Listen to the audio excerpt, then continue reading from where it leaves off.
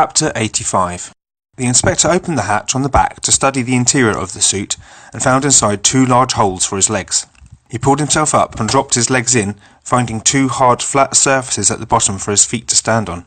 He shifted his weight and tried to get comfortable on the hard red leather seating, and as he did he noticed the door close automatically and seal him in with a satisfying psst sound. He studied the spacious cockpit with an impressed air. Inside was cool and bright. There were holes that he could put his arms into to enable him to control the arms of the suit, but there was space enough in front of him to control the dashboard. Different coloured flashing buttons were set into the white plastic around a huge glass window.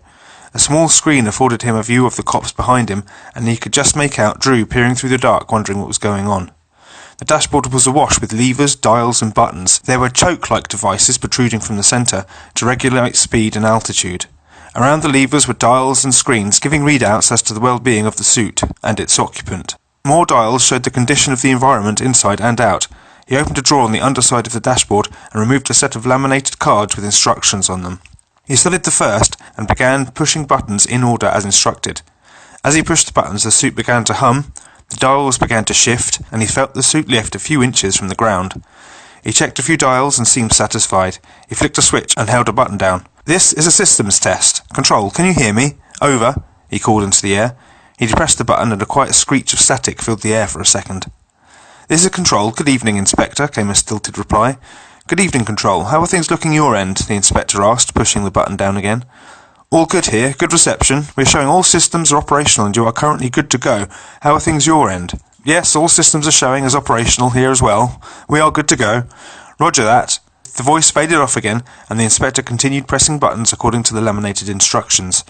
The lights blazed on suddenly, and the view outside of the huge visor was illuminated to show the inside of the crate. After a few more careful checks of dials and readouts, the inspector pressed a large red button on the centre of the dashboard, and using the levers on the dashboard he carefully piloted the suit out of the crate. He guided it carefully to a halt a few feet away from the stones, the film between them still irradiating ultraviolet light out amongst the trees. The inspector studied the cards, flicked a few switches, and carefully turned a dial, as if looking for a radio station on the wireless, and slowly the view through the windscreen changed, so the colours were brighter, more vibrant and pronounced. "Ready, Control," he called into the air, pressing the radio contact button. "Roger, all good here," came the quick reply.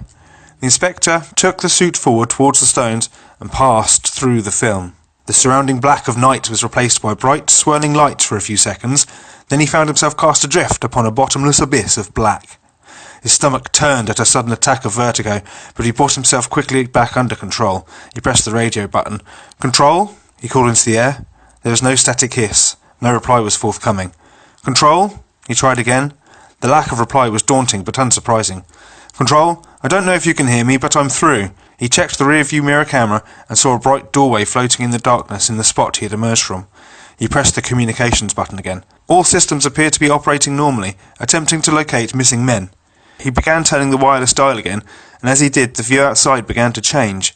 The darkness slowly focused and refocused itself until the environment around him began to gain shape, and he peered out, trying to fathom what he was looking at. He glanced occasionally at a series of dials directly above the visor. They were all moving a lot quicker than he would have liked, meaning he did not have a lot of time. Shapes around him slowly came into focus, and the inspector found himself surrounded by columns reaching into the sky. He peered up, but they seemed to have no end. They surrounded him, and he realised that these were the trees protruding into this world. He cautiously moved the suit slowly on amongst them.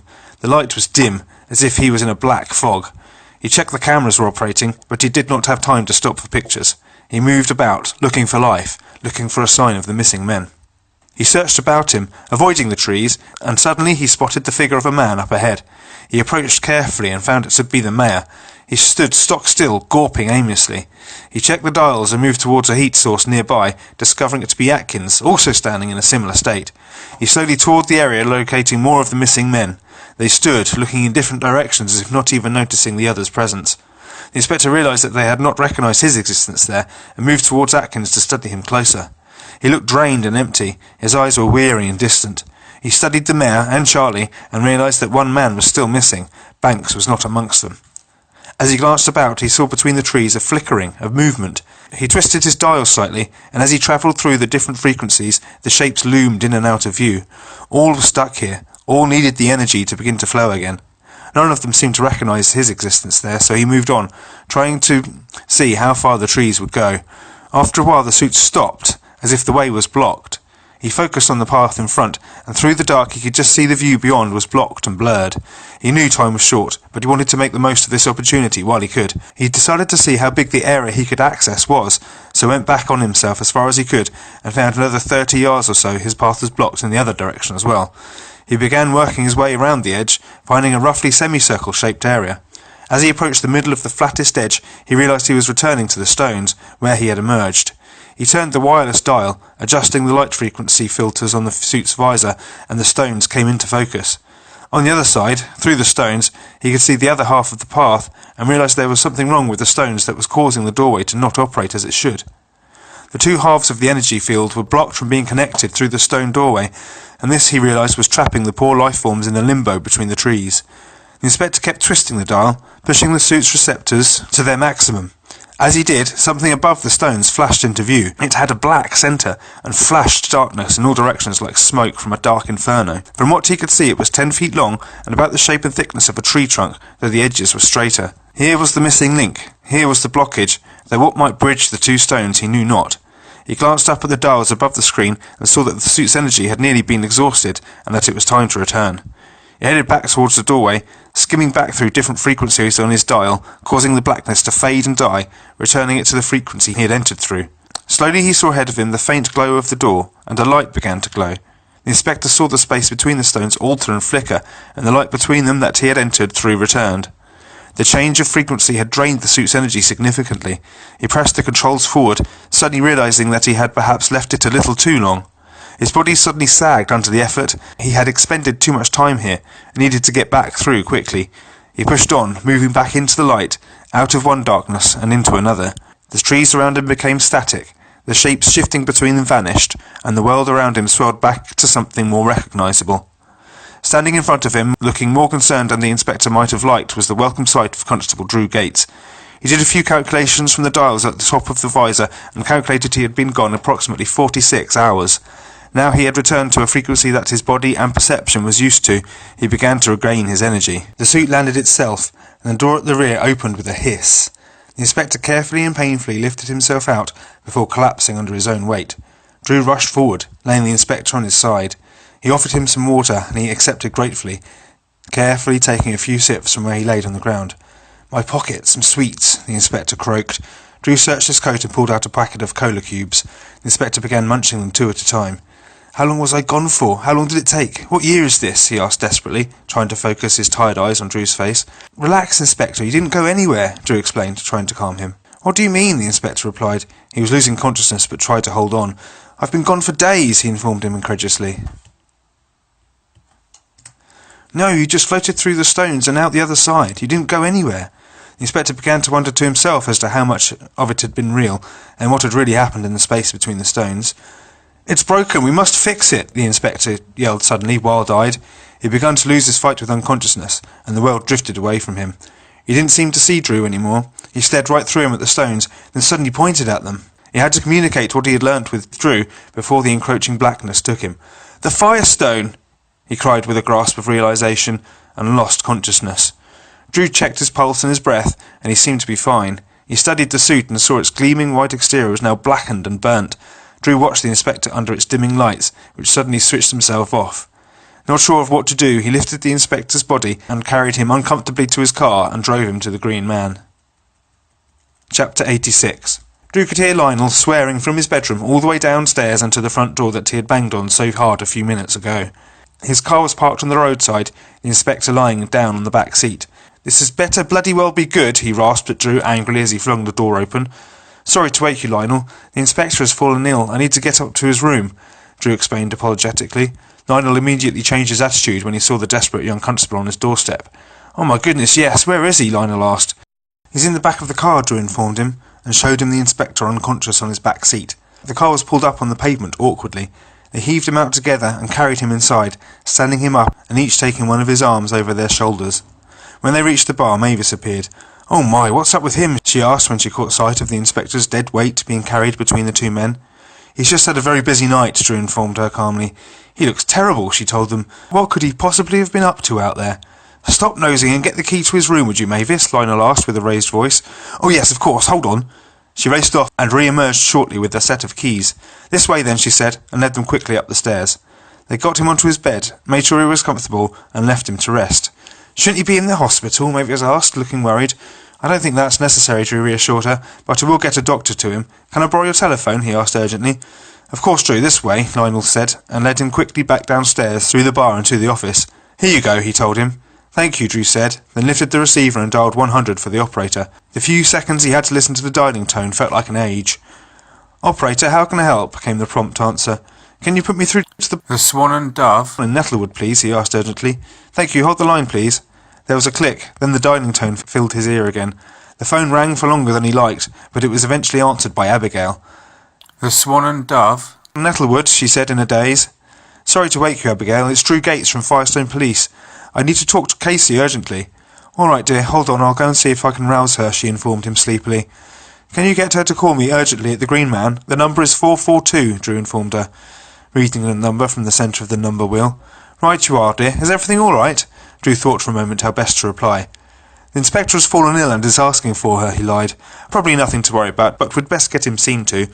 "Right you are, dear," Abigail replied, a new sense of urgency entering her voice.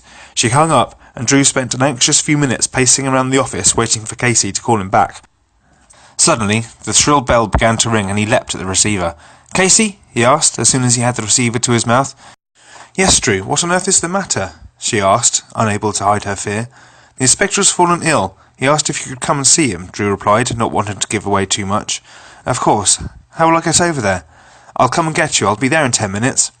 There was the sound of a yawn as Casey tried to wake up. "All right, yes, I'll be waiting outside." "Great, see you soon," Drew replied, hanging up and running out to the bar where Lionel and Mavis waited. "I've just off to get to the doctor. I'll be back in about 20 minutes, Drew told them. "Right you are, Drew, we'll be waiting," Lionel reassured him, and Drew raced out to his car. He made it to Nettlewood in good time, with blue lights flashing but no siren. The roads were quiet enough at that time of night not to warrant it. When he got to the Swan and Dove, Casey stood by the side of the road with a briefcase similar to the inspector's, and Drew pulled up next to her. "So what's happened?" she asked as she climbed in. Drew swung the car around and began racing back to Firestone. Casey noticed Drew's speed and put her seatbelt on. "He has fallen ill. I'm not sure how much I can tell you, but he's unconscious." Casey did little to hide her shock. "He looks gaunt and frail. He was conscious for a while. I think he was hallucinating. He's in bed resting. We've made him as comfortable as we could." Casey watched as he spoke, and could see he was worried and pretending not to be. "We?" she asked. "Lionel and Mavis at the Green Man where he's staying," he told her. "How much do they know?" she asked. "Not much. I just told them he had fallen ill," Drew replied, concentrating on the road ahead. "Good," she replied coolly. "What's he been up to, or can you not tell me?" she asked. "Best not until he wakes up, then I can fill you in where I can." She nodded understandingly. They were soon back at the Green Man, and nodded to the proprietors as they rushed through the bar and raced upstairs as quickly as they could. Drew led Casey up to his room, where the inspector still lay fully dressed, his breathing shallow. "My goodness, yes, he's very pale," Casey remarked as she walked in. She sat carefully next to him on the bed to open her case and removed a stethoscope. She leant round to undo his shirt buttons to enable her to hold it against his hairy chest. "His heartbeat is slow, but strong," she told Drew, a trace of concern in her voice. "Good," he replied simply.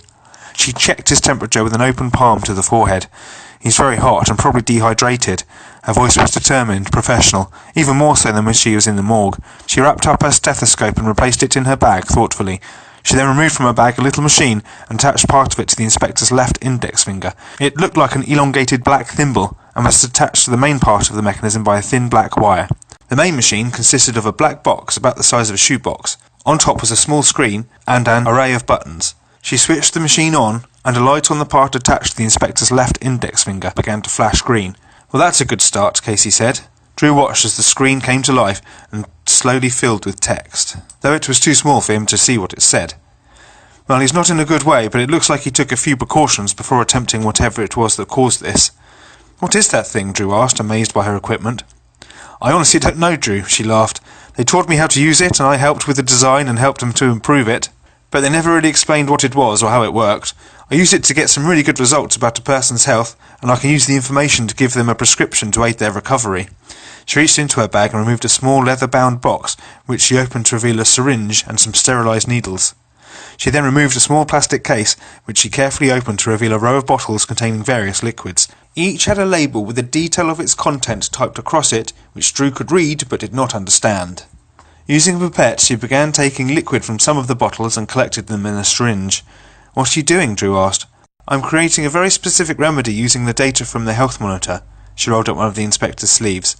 And administering it to him. She pierced his arm with the needle of the syringe and injected the cocktail into him. It might take a day or so, but he's going to be okay. We should let him rest for now. She rolled his sleeve down again and pulled a blanket over him. She carefully packed all her things away again, Drew wondering if he could ask about it, but quickly realising that there was always going to be something that he didn't understand. They backed carefully out of the room and closed the door on the sleeping inspector. He's really out for the count, Casey whispered to Drew as they crept along the corridor. Yes, he asked for you specifically before he... Poor Drew's for a moment. Fell ill. He said I should call you if anything happened. You did the right thing, Drew, she reassured him as they entered the bar. Mavis stood suddenly as they entered, making them both jump. Sorry, Drew, Doctor, she apologised quickly. No bother, Mavis, Drew reassured her. They all spoke in whispers. How is he? She asked, obviously worried. He's going to be fine, Casey replied, authoritatively but kindly. She had a bedside manner that Drew wasn't expecting. I'll come back in the morning to check he's okay, as long as Drew doesn't mind coming over to the hotel to pick me up again, she asked. No, of course not, Drew replied, mirroring Casey's reassuring tone. Has he been in some kind of trouble? Has he found the killer? Mavis was a little fretful around the edges, understandable due to late disturbance. Wouldn't he be better off in a hospital?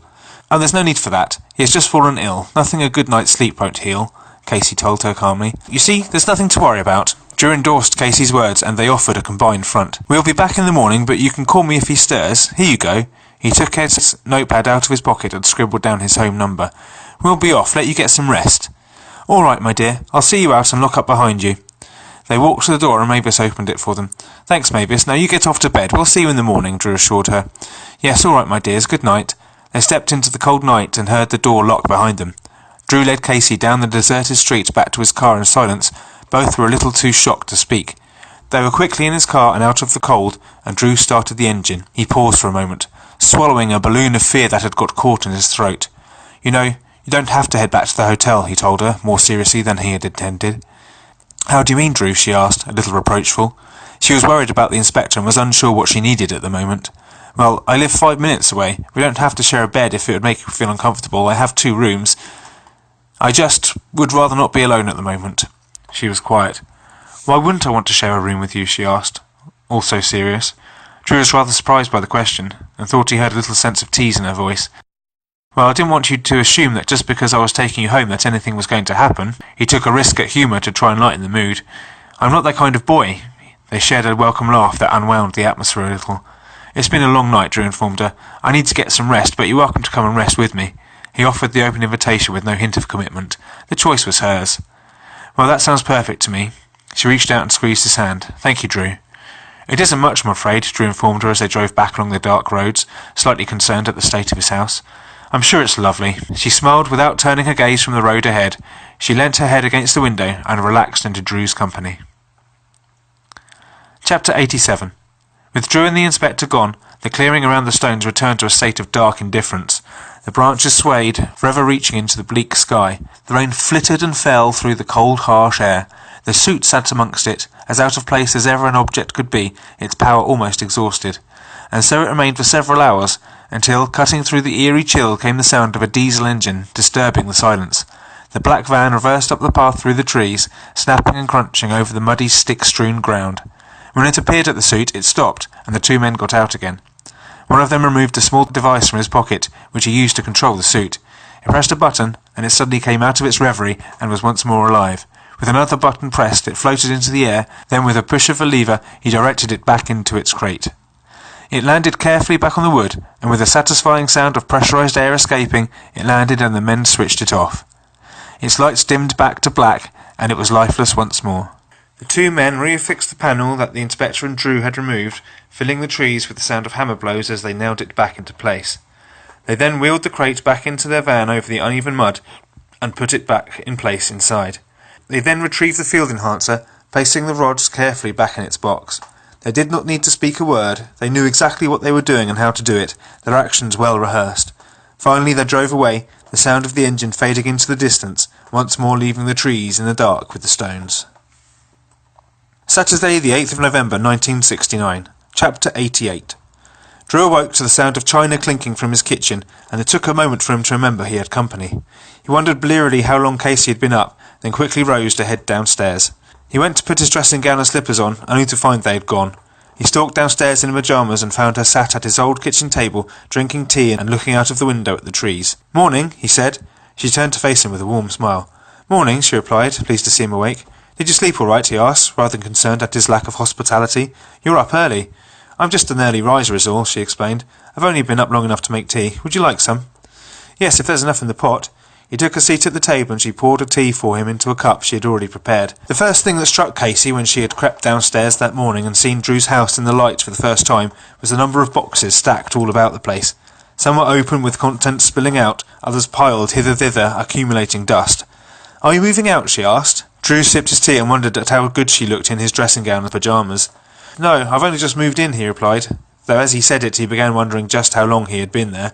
"How long ago?" she asked, noticing his doubt. He thought for a moment. "About 2 years," Drew replied, with an embarrassed smile. "This was never intended to be a permanent home. I had always intended on moving back to Nettlewood," he explained, "so I didn't unpack as I didn't want to stay." Casey nodded understandingly. "Does it not feel like home here?" she wondered. Drew had to think about this.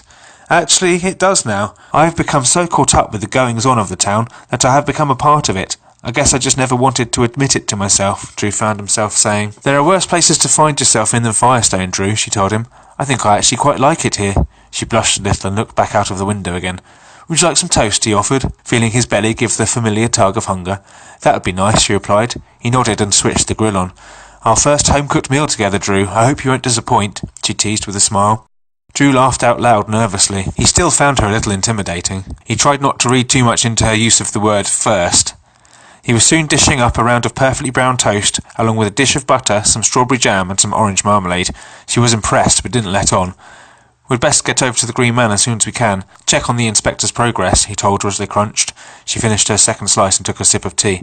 "Yes, you're right. I'll pop upstairs and get dressed. Would you mind if I use your toothbrush?" she asked. Drew could not deny her anything, even if he wanted to. "No, of course not. You can use the bathroom first. I'll be up in a minute." "Okay," she replied simply, and skipped off happily. He listened to her pottering around upstairs while he ate his third slice with marmalade. When he heard the toilet door open again, he made his way upstairs and found her in the bedroom putting her shoes on. "Well, I see you're dressed and ready to go. I'd best get dressed myself," he told her, rather surprised. "Aren't you a fast mover?" Drew asked, impressed. "Well, aren't I just?" she replied, smiling. He quickly began dressing into his uniform. "Who's this?" she asked, noticing a few pictures poked into the side of the mirror on his dresser. He glanced up. "The lady is my mother. The 2 boys with her are me and my brother," he told her, trying to hide his embarrassment. "You are cute," she told him, matter-of-factly. "Is this you and your brother being held by your dad?" she asked, noticing the photograph that he had found a few days earlier. "Yes, I found that in the loft with my dad's things." He walked over to join her. "So this was the photograph of you and your brother that your dad carried around with him?" she asked. "Yes, probably." They stood and looked at the picture for a minute. "That's nice, Drew," she told him. She turned and started to button up his stiff blue police jacket. "Where's your brother now?" she asked. "He moved away. Got a good job over in Selford. Wife and kids. He's doing well."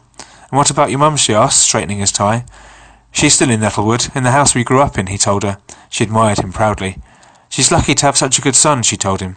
"Thank you," he replied, not sure whether to take her seriously or not. "What about you? Do you have any brothers or sisters?" he asked. He tried to find a stray hair to flatten down, but she looked perfect. He stroked her hair anyway. "Parents alive and well and living in the Isle of Sheppey," she told him. "Retired. My family's a bit normal. I'm an only child, so no embarrassing photographs of me and my siblings, I'm afraid." She thought for a moment, remembering something. "I do have this, though." She found her case and removed her purse from it, pulling a picture out to show him. It was about the size of her palm and had rounded corners. Still visible, though it was tattered and torn, were 3 people, a little girl and what Drew presumed were her parents. "This is me and my parents," Casey confirmed.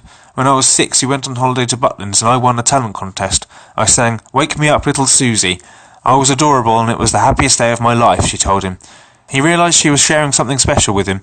"This picture helps me remember it," she told him. "When times aren't so good, it helps me through." Drew took her hand and they looked at the picture together for a moment. "Now you don't have to feel so embarrassed about me nosing at your photograph," she told him with a smile. "We're even." "Thanks," he said. He studied the photograph a little closer. "You weren't so cute then, though, were you?" he teased. She laughed and pushed him away playfully. "All right, that's enough from you, Gates. Get me back to the inspector and let's see how he's doing, shall we?" They headed out to the car and were quickly away. When they arrived at the Green Man, Drew gave a good hard knock at the door. "They're usually in the kitchen and don't always hear," he explained to Casey, who seemed a little concerned with his heavy-handed knocking. The door was soon opened by a red-faced Mavis. "Come in, my dears." She offered them inside to the warm and closed the door on the cold morning. "Any movement from our patient today?" Casey asked. No, I haven't heard anything from his room, she informed them, worry still filling her voice. I haven't been in to check, but I did put an ear against the door to try and hear any movement. Didn't hear anything, though, she told them. Great, well, we'd best go up and check on him, Casey told her, and she followed Drew through the bar up to his room. They found he still slept, having hardly moved since the previous evening. He didn't stir as they entered, nor when the cold surface of the stethoscope was placed on his chest. His pulse is still strong. He's made of tough stuff, this one. She placed a hand on the back of his neck. His temperature has come down too. He's certainly recovering from whatever it was. He remained in his deep slumber despite their conversation. She removed her contraption from her bag again and attached the inspector's finger into the large thimble. She switched it on, and the green light flashed again. The screen began filling with text, which Casey studied carefully. He's doing well, she told him with a smile. She took the small box of bottles from her bag and made a cocktail from them, which she injected into the inspector's arm. He'll be awake soon, and he'll be ravenous. She removed the instrument from his finger and began packing away her things. Let's warn Mavis. She might be able to get some lamb on for him. Yes, if you think so, Drew nodded, his anxiety at the inspector's condition easing with the news of his recovery. They made their way back downstairs where Mavis waited nervously for them. How is he? She asked. Is he awake yet? No, still out for the count, I'm afraid, but he is recovering nicely and will be awake soon, Casey informed her with a kindly smile. Oh, good. What should I do? Mavis asked. We'll leave him for now. When he wakes up he's going to be extremely hungry. Do you have any lamb you could prepare for him with roast potatoes and all the trimmings? Casey asked.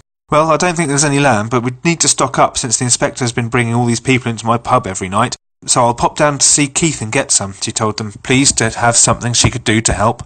Brilliant. He'll no doubt contact us when he's ready, but any problems, call the station, they will get on to us, Casey smiled, trying to put her at ease. He just needs rest. He'll be up and about and eating you out of house and home again before you know it, she consoled her gently. If you say so, Doctor. She looked nervously at her hands. Can I get you a cup of tea, my dears? Drew and Casey exchanged a glass and a shake of heads. That would be nice, Mavis, but I need to get up to the stones and make sure everything is ticking over up there, Drew told her. We'd best be off. Right you are, dears. She smiled and bustled them back out onto the street again before heading back to the kitchen to put her coat on and head into town. Drew and Casey returned to the car, marching quickly through the cold, damp morning. They climbed in and Drew quickly headed off. You continually surprise me, he informed her as they slowly warmed under the car's heating. Good, she replied as they drove away. What have I done this time? Are you a doctor as well as a mortician? He asked, impressed. Well, I was a doctor for a few years after graduating, then a surgeon, now I do pathology. She watched through the window as the houses gave way to trees. I don't mean to boast, but I'm qualified enough to do most things.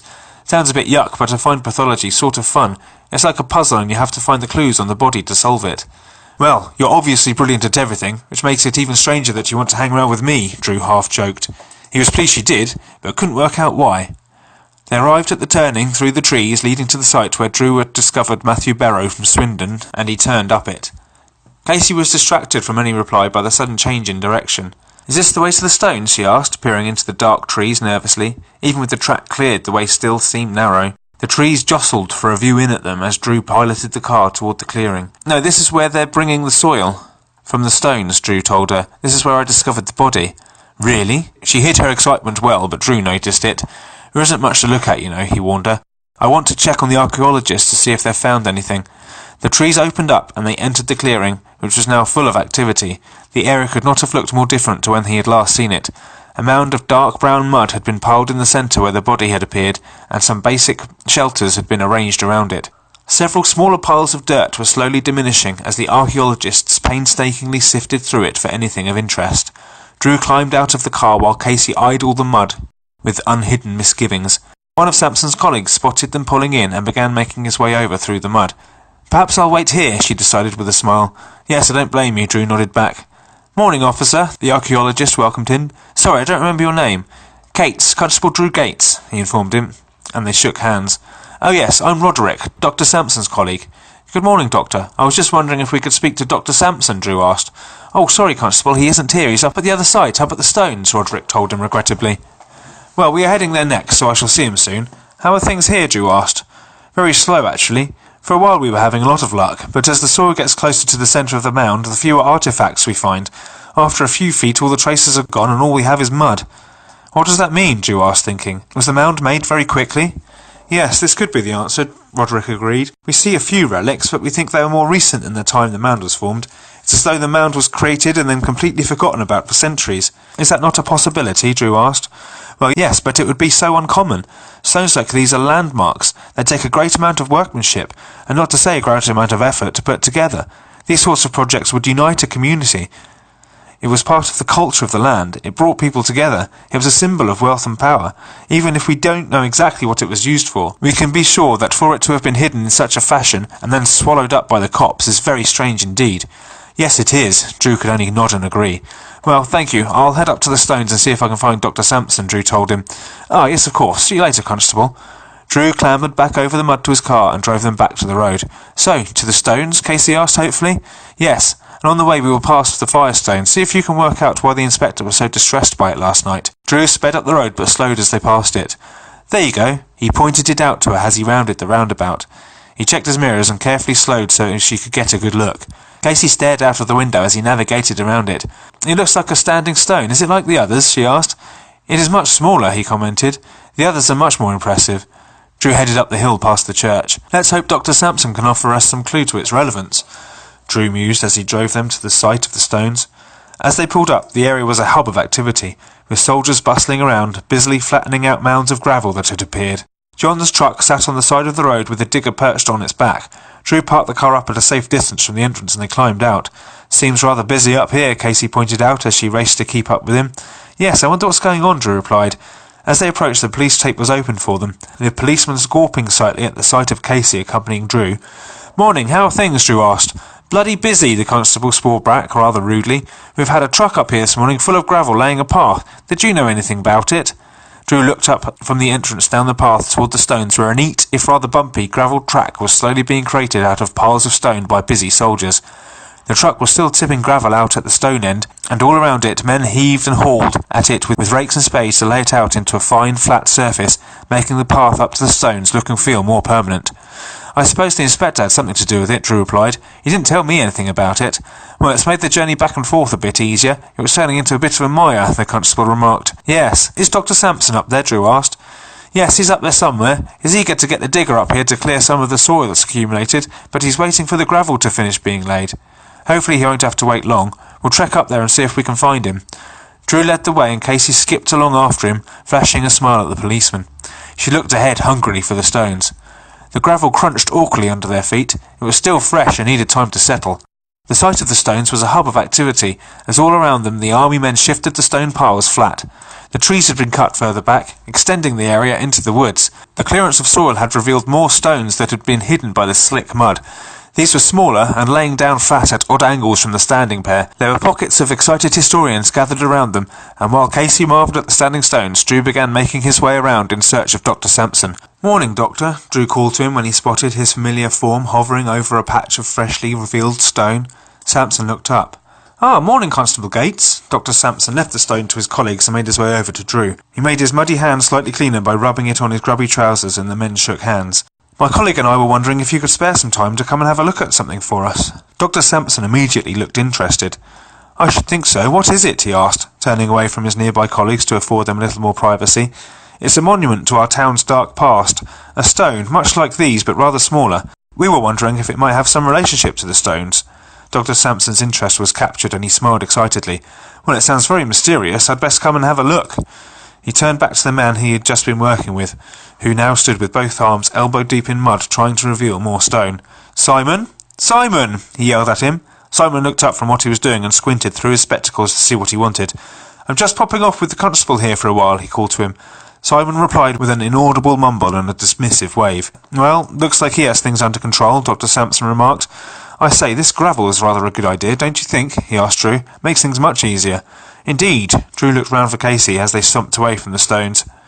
Casey, he called for her. She looked up and waved, leaving the conversation with the archaeologist she had found to rejoin Drew.